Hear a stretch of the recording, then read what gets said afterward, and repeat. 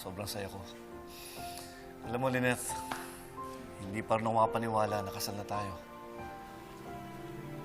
Akala ko nung nabiyudo ako, hindi na ako makakahanap ng babae mamahalin. Pero dumating ka. Lynette, mahal na mahal kita. Alam mo ako din. Akala ko nga tatanda na ako mag-isa na si Annalyn lang yung inaalagaan ko. Tapos yun, bigla kang dumating. Alam mo, Lynette, sana naging maayos ang pagkasama natin. Maging masunurin ka lang at lagi mo akong susundin. Wala tayong magiging problema.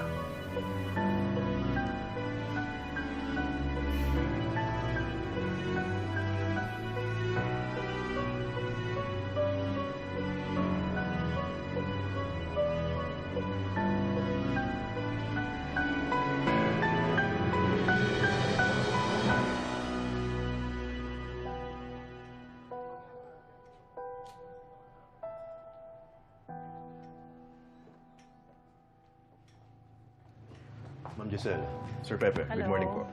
Good morning. Opo. Giselle, may gusto ka pakita sa iyo si Kinito. Ma'am Giselle.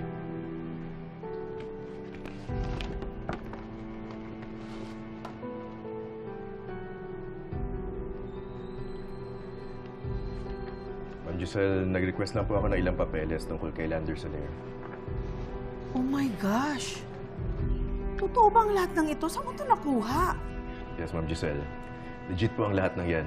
May mga kaibigan lang po tayo sa bangko. And nag-request lang naman po ako ng ilang papeles galing sa BIR tsaka sa korte. Unbelievable, Papa. Can you imagine? 6 TAFA cases. May kaso pa siya ng tax evasion sa BIR. How the hell was he able to buy Apex if his net worth was only 15 mil? Yan ang sinasabi ko. Ibang amoy ko, lalo na't kaugnayan si Moira. Oh, Alam mo, Papa, ngayon ko lang naisip. Nagkabintahan kaya talaga sina Lander at Moira.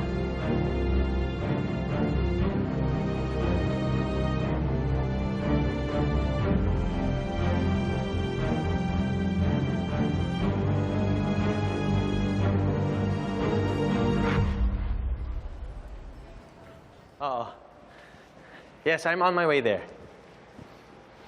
Mr. Lander Soler, Miss Giselle. Nice to see you here. Madalas ka yatang sumusulpot kung nasaan ako. and with good reason. Mr. Joselito Tanyag, magandang araw po. Bakit isinama mo naman ang tatay mo, Miss Giselle? para bastunin ka uli. Gusto mo? Guys, easy lang. Hindi naman kailangan maging bitter dahil na-acquire ko ang shares ng Apex. I'm an up-and-coming business tiger. Tigre pala, ha? Tigreng walang kagat. Mr. Tanyag. Mr. Soler, kilala ka na namin. Kaya huwag kang tatawa-tawa dyan. Dahil alam na rin namin na wala kang pera. How the hell did you acquire billions worth of shares of Apex? Samantalang ang net worth mo is only 15 million.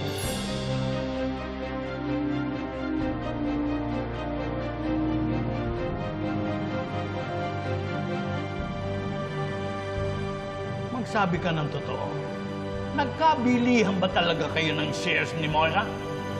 Or, dami ka lang ni Moira at hindi totoong nagkabentahan kayo ng shares. Sagot! Hey! Mr. Soler! Come back here!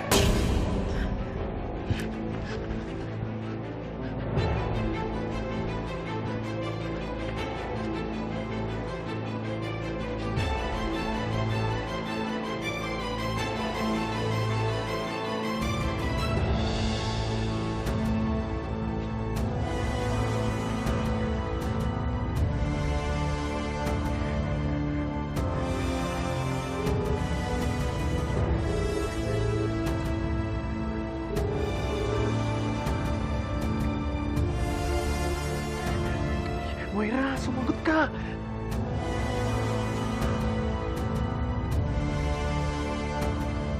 Saan kaya nagpunta yung lalaking Hindi yun? ko nga alam, Papay. Ang bilis yung tumakbo. Baka doon siya pumunta. Halika na.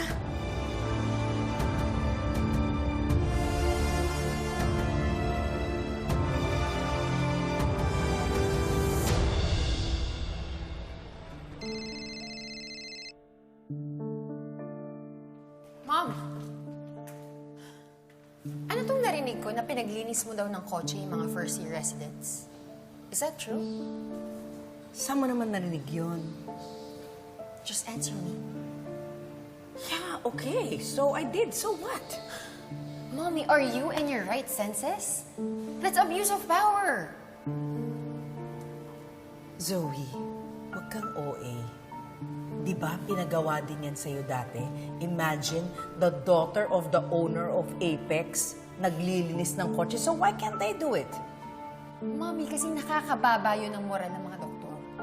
And I don't want the new residents to feel that way. That's why it was prohibited. Mommy, hindi magandang practice yun na ginagawa sa mga doktor. So you should stop doing it. Okay, fine. Hindi rin naman natuloy eh. Alam mo, minsan, iniisip ko, kung kakampi nga ba talaga kita o hindi. Lagi mo ako pinagsasabihan eh. Mommy, I am on your side. Kaya kita pinagsasabihan eh. And I'm warning you, if you don't stop acting like a god around here, you might lose your standing. Gusto mo ba lahat ng tao dito sa Apex galit sa'yo? Okay, fine. Sige na, I have to go. Huwag mo nang ulitin yan, ha? Bye.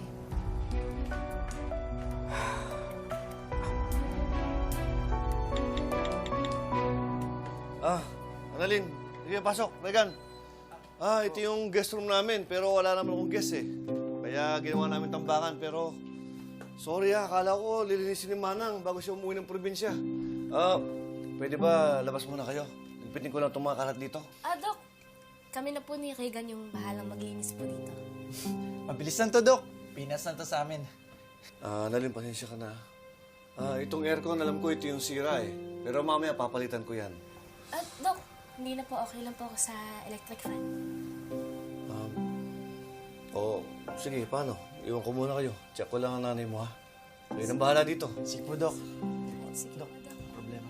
Sige.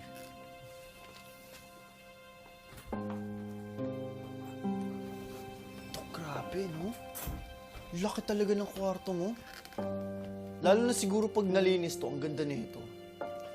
Solid to. Ano, linis na tayo? Simulan na natin?